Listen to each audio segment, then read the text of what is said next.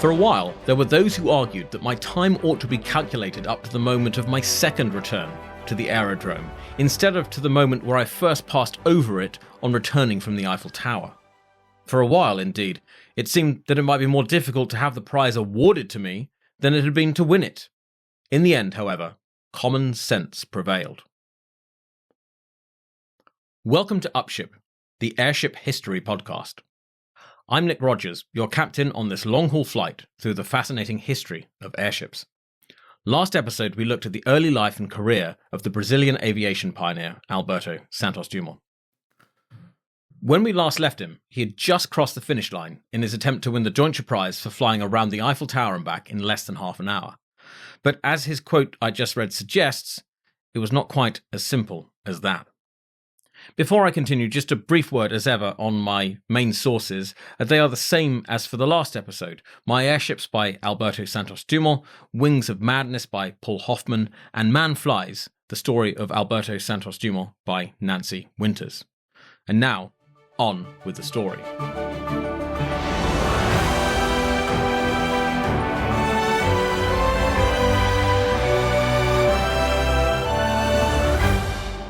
Back in the September of 1901, the Aero Club bigwigs had met and they'd moved the Deutsche Prize goalposts.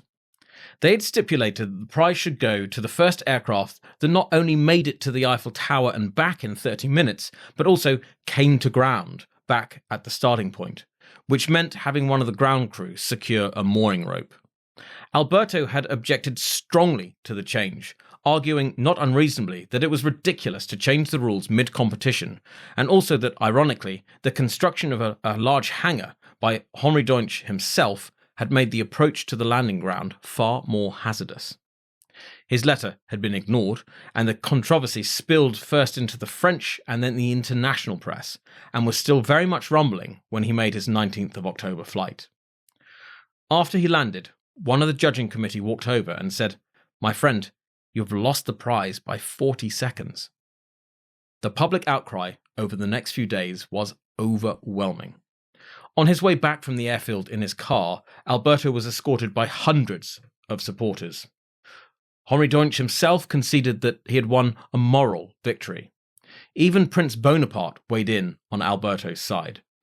Newspapers in every country printed details of the conflict, and there was truly a sense of anticipation when the Aero Club committee met on the 22nd of October to ponder the way forward. In what can only be described as a tin-eared decision, they announced they were postponing the awarding of the prize, but reopening the competition. And as an aside, I don't think anyone other than Alberto actually attempted to win the prize. Again, there was outcry. The committee met once more on the 4th of November and finally voted. Alberto Santos-Dumont had indeed won the now 125,000 franc Deutsche Prize. He distributed 75,000 to the poor of Paris and gave the rest to his employees. He also received a prize of 125,000 francs from the Brazilian government, accompanied by a striking medal bearing the phrase, "Through heavens hitherto unsailed," which Alberto added to the red banner that he flew on his airships. His aerial exploits, his dogged attempts at winning the Deutsche Prize, and all the loud controversies leading up to the final award had made Alberto Santos-Dumont one of the most famous and celebrated men in the world. He was already a very well-known Parisian character, a regular and generous host, and a fixture at the various balls, receptions, and dinners of Parisian high society. Always well-dressed, often wearing his signature Panama hat, and highly witty, many will have coveted an invitation to his house on the Rue Washington. Among his friends was the jeweller Louis Cartier. Cartier had noted a remark Alberto made that he found it difficult to check his pocket watch during flying, as his hands were invariably occupied in controlling the airship. Cartier went away and created a new kind of watch, which he named the Santos in honour of his friends. It was in fact the first ever wristwatch, and that model is still produced by Cartier. It was with a great sense of loss, then, that Paris bade farewell to Alberto on the 9th of November 1901. Apart from feeling disillusioned with the city after all the wrangling over the Deutsche Prize, he had received and accepted an offer from Albert, Prince of Monaco, to finance the construction of a hangar to support airship operations in that tiny principality. Prince Albert himself was a renowned sailor, oceanographer, geographer, and paleontologist. He made a number of significant scientific expeditions to the polar regions throughout his life, and was clearly attracted to the possibilities Alberto's aerial experiments offered. For his part, Alberto was keen to experience piloting his airship over the sea, or, as he put it, to dart out over the Mediterranean. The hangar was largely complete by the time he arrived. He found Monte Carlo to be a glittering and glamorous place, and, as ever, he became the toast of the town, with even the former Empress Eugenie, widow of Napoleon III, making the trip out to visit him. Unfortunately, his time in Monaco was not as successful as he hoped it would be. It turned out that the hangar had been built in an incredibly awkward position, slightly inland instead of directly on the coast. To launch number 6, they had to delicately maneuver the airship across a major road, over some tram tracks, and then over the sea wall, easing it down a 15-foot drop before they actually reached the sea. And on his return from that first flight, Alberto elected to fly directly into the hangar, a risky operation considering how constrained its location was. Prince Albert offered to tear down the seawall, but Alberto said that the building of a landing platform would suffice, and this was done. Alberto made a number of flights up and down the craggy coastline, talking about flying over to Corsica and even from there to Africa, but he was destined as ever to not lead a dull life. On 12th of February, there was a mishap whereby Prince Albert, following along a little too enthusiastically in his yacht, was struck by the airship's guide rope and knocked to the deck. 2 days later, Alberto once again launched number 6 and headed out over the bay, but it became very quickly apparent that the ship had not been fully inflated. It began to sink in the air, and Alberto had to point the nose up in order to gain altitude. But then, in the warmth of the Mediterranean sun, the hydrogen began to expand, moving upwards to the now almost perpendicular nose of the airship and causing the stern to dip violently. Alberto stopped the engine to prevent the suspension wires becoming snagged again in the propeller. The airship drifted towards the water, touched down on the surface, and began to sink. Boats and launches of all kinds raced to the scene to rescue Alberto and his airship. Once he himself was safe, he supervised the recovery of the wreckage, which was transported back into the hangar. Looking back on his time in Monaco, though, Alberto realized that his crash into the sea hadn't been his most dicey experience. Remember when the prince was knocked to the deck of his yacht by Alberto's guide rope? Well, Alberto recalls that after this, the crew of the yacht were towing him in using that same guide rope. The airship was pulled closer and closer towards the yacht's smokestack, which was chucking out red-hot sparks. As Alberto says, any one of those sparks might have ascending, burnt a hole in my balloon, set fire to the hydrogen, and blown balloon and myself to atoms. Such were the risks he was willing to take in order to advance the art and science of aviation. The crash of the number 6 was to be his last flight in Monaco. It hadn't quite panned out how he'd hoped, and he arrived back in Paris in early 1902. He found a piece of land near the Bois de Boulogne on the Rue de Longchamp, not far from what was to become the Villa Windsor, future home of the former King Edward and his wife Wallis Simpson, and began to build a proper aerodrome. While this was being constructed, Alberto was keeping very busy. Not only was he repairing number 6 after its mishap in the bay, but he was also supervising the construction of number 7, set to be a racing airship. He travelled to the United States, where he used the words airport to describe the New York of the future, and Paul Hoffman believes this may be the moment that that word was coined. Observing the New York skyscrapers, Alberto said, "These are much taller than any building I ever crashed into in Paris." He met Thomas Edison, floated the idea of $1 million airship that could cross the Atlantic, and visited Theodore Roosevelt at the White House. As ever, he courted press interest wherever he went. He also travelled to England, where number 6 was being repaired in preparation for a flight at Crystal Palace. However, on laying out the envelope, he found that it was torn and severely damaged in several places. Alberto believed that this was the work of a saboteur, but the British police who investigated disagreed. Stanley Spencer, a British aeronaut, also inspected the envelope, and he agreed with the police. It was accidental damage, exacerbated by the airship being weakened from its crash in Monaco. Regardless, Alberto would not fly in England. Neither his travels in England nor his trip to the United States were particularly successful. In America, he had promised a series of flights, but then one day in August, he abruptly boarded a steamer bound for France without telling anyone that he was leaving. The Americans who had been sponsoring him were understandably bemused. Alberto, despite his irritation at the French Aero Club and their quibbling over the Deutsche Prize, decided that he had no other choice but to resume his operations in Paris full-time. Personal tragedy intervened that summer with the suicide of his mother, who resided in Portugal. Very little is known about these circumstances, but it sadly prefigured his own passing. As well as Airship number 7, he also had number 9 under construction. There was no number 8, he had a superstition about that particular number, and he had also designed number 10, which was ultimately to be his final airship. Number 7 was supposed to be a racer, but as he wistfully observed, there was no one to race him. Number 7 was sabotaged in St. Louis in 1904, where he had been preparing to attempt a $100,000 prize. The airship had only flown 3 times in Paris, and in the end, no one won the prize. Number 9, however, was a tremendous success. It was tiny, just 13 meters long, and had a 3-horsepower engine capable of propelling it up to 15 miles an hour. Reflecting on his previous fascination with fast cars, he observed that while he could have motored to Moscow or Lisbon, he didn't actually want to visit either of those cities. He wanted a convenient means of getting around Paris, so number 9 was constructed as a runabout. Alberto christened her Baladeuse, which means stroller. The airship very much lived up to his expectations.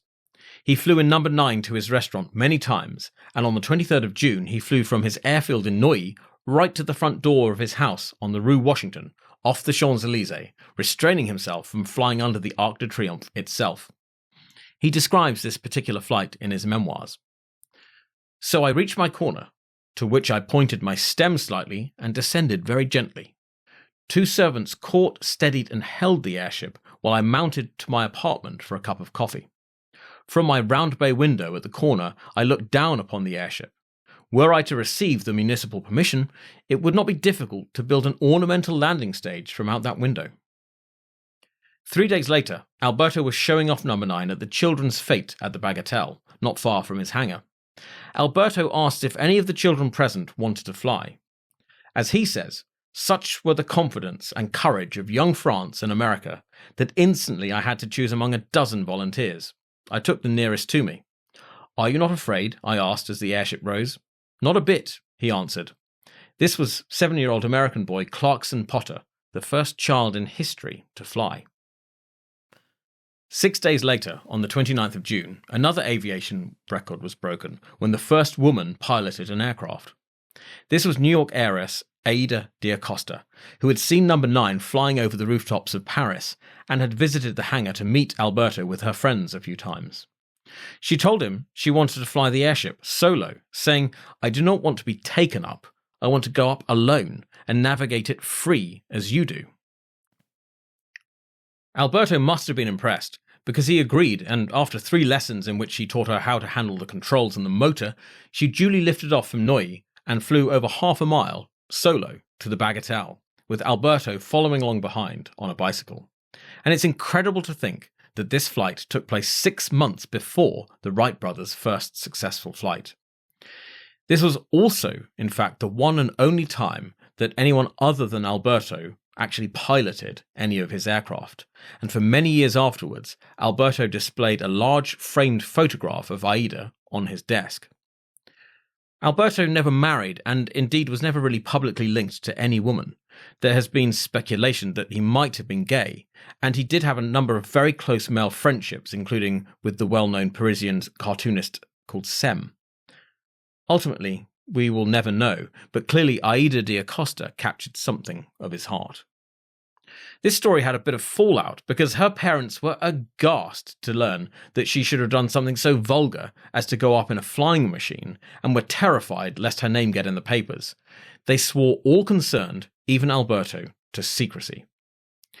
Aida went on to marry Charles Lindbergh's lawyer, Henry Breckinridge, and one evening in 1930, her husband and a friend were talking about the US Navy's airship program. The friend started to tell Aida about how airships worked, whereupon she interrupted him and told him that, in fact, she had more experience flying them than he did. Her husband was astonished. It was the first he had ever heard of her aerial exploits. In July 1903, some French army officers watched Alberto on one of his aerial visits to La Cascade restaurant. They discussed the military potential of airship flight, and Alberto offered to put his little fleet at the disposal of the French army in times of war, providing that it was not between France and any country in the Americas. The officers invited him to review the troops from his airship at the big Bastille Day parade on the 14th of July, in front of Émile Loubet, the President of France. Alberto seems to have been uncharacteristically nervous about appearing at the review, not landing at the spot that had been assigned to him for fear of disrupting the parade, and instead flying overhead for just 10 minutes before heading off and landing at the polo ground. But he was there long enough to fire a 21-gun salute to the president from his revolver. The flight made a strong impression on the French military authorities. A few days later, Alberto received a letter from the Minister for War, accepting the offer he had made and describing how impressed he had been watching Alberto overfly the parade and expressing his view that the airship could be of great use in time of war.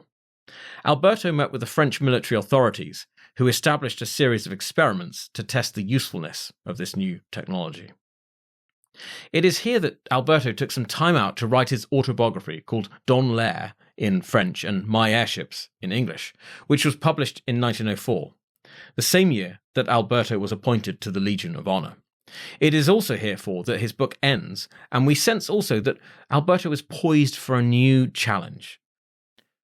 Number 10 was an airship designed to lift 10 people, but it never operated. Numbers 11, 12 and 13 were respectively a glider, a model helicopter and a sort of aerial yacht with a rather dangerous hybrid hydrogen and hot air design. These two never operated. And across the Atlantic, at Kitty Hawk in South Carolina, there occurred on the 17th of December 1903 an event that is now one of the most famous in the whole history of aviation. The 59-second flight of the Wright brothers' Flyer, the first manned-powered, heavier-than-air flight. And, as an aside, listeners should remember to correct anyone who calls it just the first powered flight. As we know, that was accomplished by Henri Giffard in his Airship in 1852. What we don't remember now is that this flight took place in some secrecy, as did the Wright brothers' subsequent experiments. So when Alberto decided he was going to progress to heavier-than-air flying, to him, and to the vast majority not just of Europeans but also to many Americans too, this seemed like virgin territory. Now, this is an airship podcast, not an aeroplane podcast, but I set out to tell the whole story of Alberto Santos-Dumont's life and work, and his experiments with aeroplanes made him, if anything, even more famous than he had been with airships. And find out how after the break.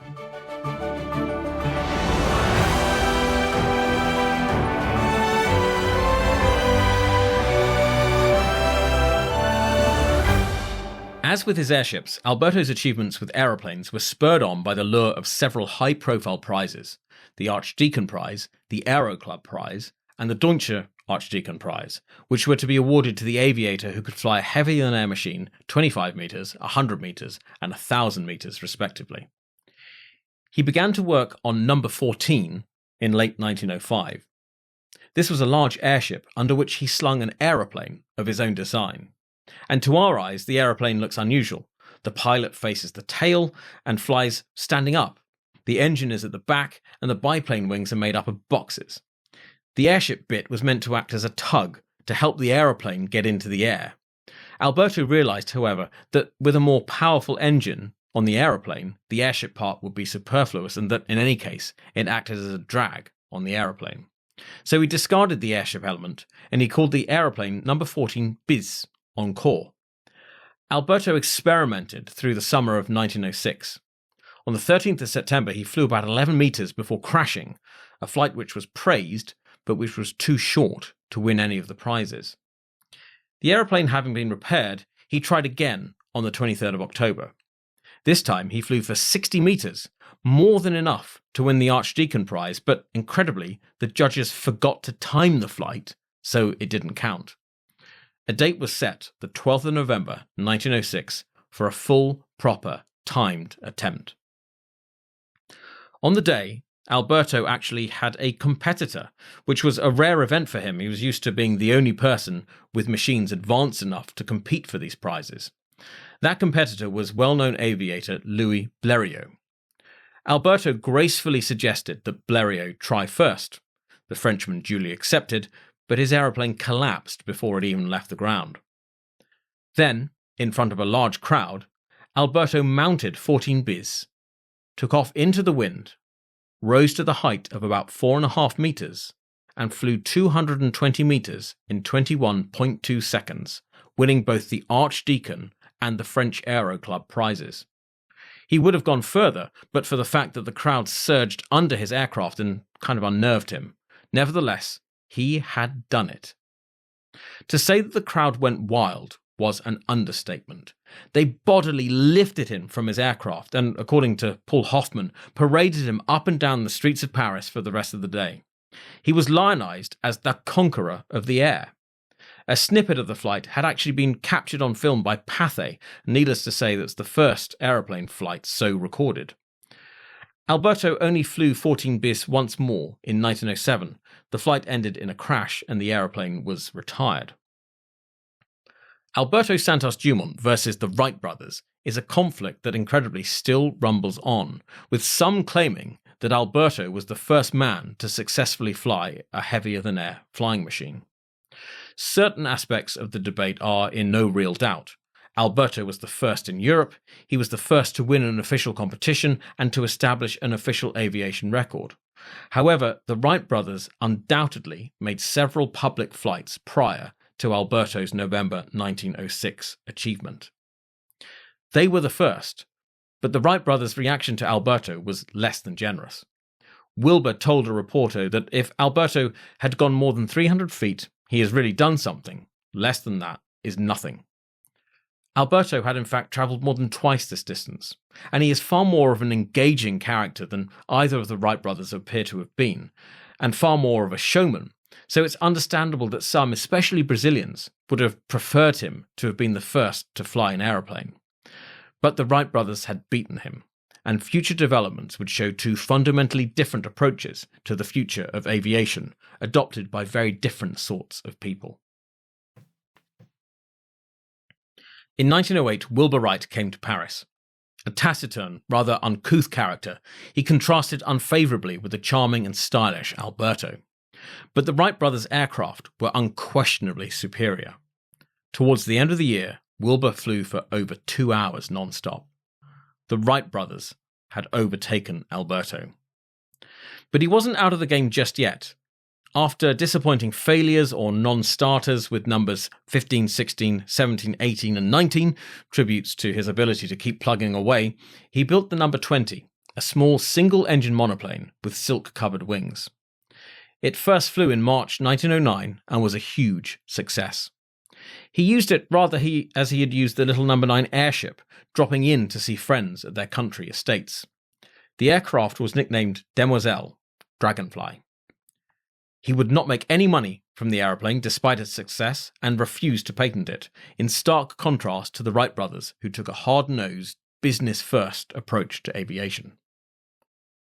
Alberto gave the design to manufacturer Clement Bayard, makers of cars and airships, and it became the first production aircraft, with Alberto later giving away the drawings, and some 300 of these demoiselles were built, even being used for training during the First World War.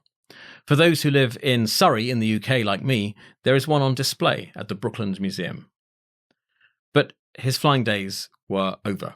He had an accident in a demoiselle in January 1910 and ultimately never flew again.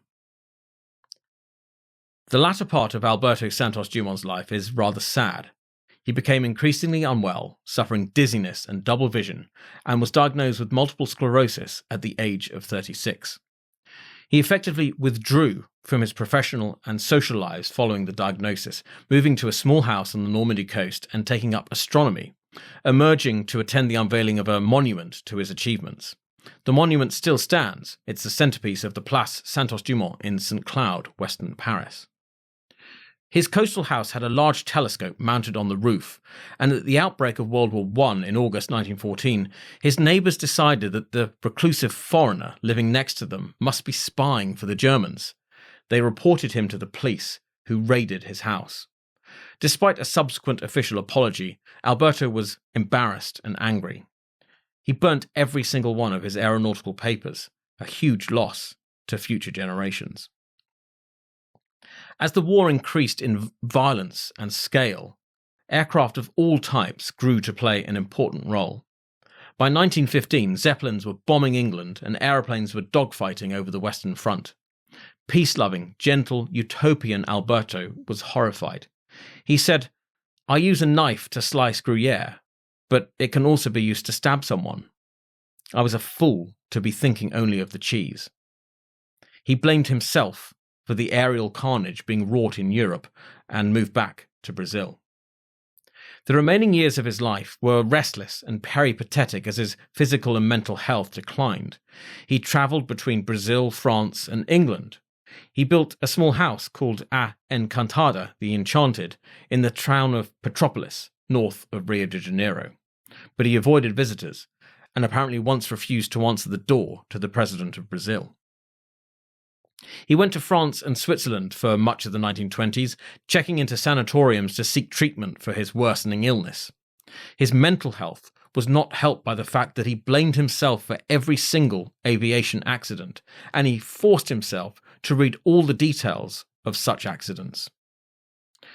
Returning finally to Brazil in 1928, his steamer, the SS Cap Arcona, sailed into the harbour of Rio de Janeiro. Still a huge celebrity in Brazil, he was to be met by a delegation of the country's top scientists and writers who flew over his ship in a flying boat named the Santos-Dumont for the occasion.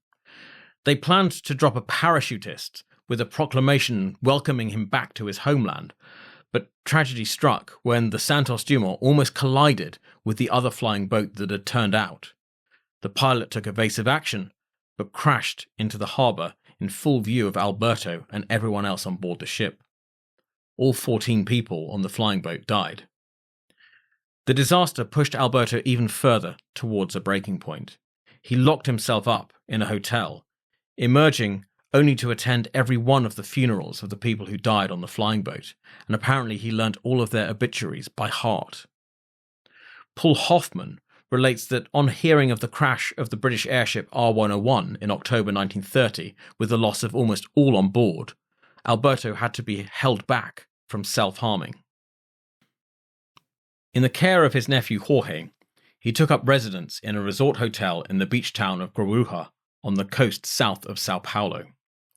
But as he rested there, a civil war broke out in the province in 1932. Aeroplanes were used to bomb the insurgents. On the morning of 23rd of July, 1932, he heard an aeroplane fly low over the hotel and drop bombs on nearby rebels. Alberto Santos-Dumont went up to his room, knotted 2 ties into a noose, and hanged himself. He was 59 years old. His death was an international event. The authorities actually covered up the suicide, instead declaring that their national hero had died of cardiac arrest. A federal decree ordered 3 days of national mourning. His fellow aviator, Gabriel Voisin, paid him a heartfelt tribute, saying, "Santos-Dumont was generosity itself, innate elegance, kindness, and righteousness. He gave without counting and without foresight, moved by an irresistible virtue. He left as a legacy nothing but his name engraved in our hearts. Those who knew him could not help but love him." In writing and recording these episodes, which are far longer than I imagined they would be, I've spent more time with Alberto than ever before. Every minute has been worth it. In his heyday, he was a brilliant man, with what seems to have been a true natural instinct for aviation and engineering. He was not one to spend weeks and weeks poring over schematics and blueprints. He would build an aircraft and fly it. At the same time, he was an incredibly engaging character, one moved, as Voisin said, by a concern for humanity and a generosity of spirit. Naive though it may seem now, he truly did believe that his airships and aeroplanes would be gifts to humanity, making it possible for people to live more interesting, more productive, and better connected lives. The death and destruction wrought partly by his creation during the years of World War I pushed a gentle, sensitive, shy man into a downward spiral of depression with tragic results. But when I think of Alberto Santos-Dumont, I don't think of his sad and untimely end. I think of him in the basket of number 9, flying low over the rooftops of Paris, a smile on his face, the wind fluttering the rim of his Panama hat as he points the prow of his airship towards his favourite restaurant, the darling of Paris, the toast of the town, and the embodiment of that wonderful French phrase, joie de vivre.